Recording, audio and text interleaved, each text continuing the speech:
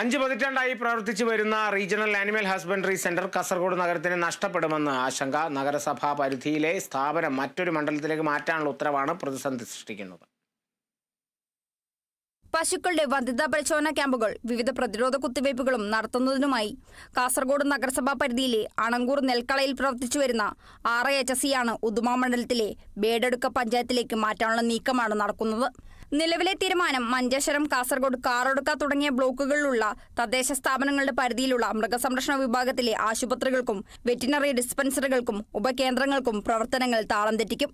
വേണ്ടത്ര കൂടിയാലോചനകൾ നടത്താതെയാണ് സർക്കാർ ഉത്തരവെന്നാണ് ഉയരുന്ന ആക്ഷേപം. കാസർഗോഡിൻ്റെ ഹെഡ് ക്വാർട്ടേഴ്സ് എന്ന് പറയുന്നത് നമ്മുടെ കാസർഗോഡ് നഗരസഭയാണ്, കാസർഗോഡ് ജില്ലയുടെ ഹെഡ് ക്വാർട്ടേഴ്സ് എന്ന് പറയുന്നത്.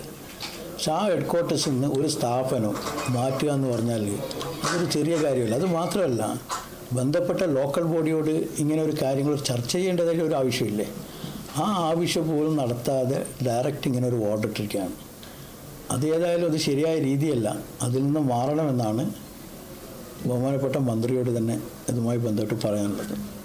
അസിസ്റ്റന്റ് പ്രൊജക്ട് ഓഫീസർ, 2 ഫീൽഡ് ഓഫീസർമാർ ഉൾപ്പെടെ 3 ഗസറ്റഡ് ഉദ്യോഗസ്ഥരും, ഒരു ഓഫീസ് ക്ലർക്കും, ഒരു ടൈപ്പിസ്റ്റും, ഒരു അറ്റൻഡറും, ഒരു ഡ്രൈവറും, ഒരു പാർട്ട് ടൈം സ്വീപ്പറും, ഒരു നൈറ്റ് വാച്ചറുമാണ് കാസർഗോഡ് RHSEയിലുള്ളത്. ഉദുമ മണ്ഡലത്തിലെ ബേഡടുക്കയിൽ പുതുതായി ആരംഭിക്കുന്ന ആട് ഫാമിന്റെ ഭാഗമായി ഈ കേന്ദ്രത്തിലെ തസ്തിക മാറ്റുവാനുള്ള നീക്കവും നടക്കുന്നുണ്ട്. ഭരണപക്ഷത്തെ പ്രമുഖ പാർട്ടികളുടെ രാഷ്ട്രീയ ഇടപെടലാണ് ബേഡടുക്കയിലേക്ക് RHSE മാറ്റുവാനുള്ള നീക്കമെന്നാണ് ആരോപണം. Kerala vision news, Kasaragod.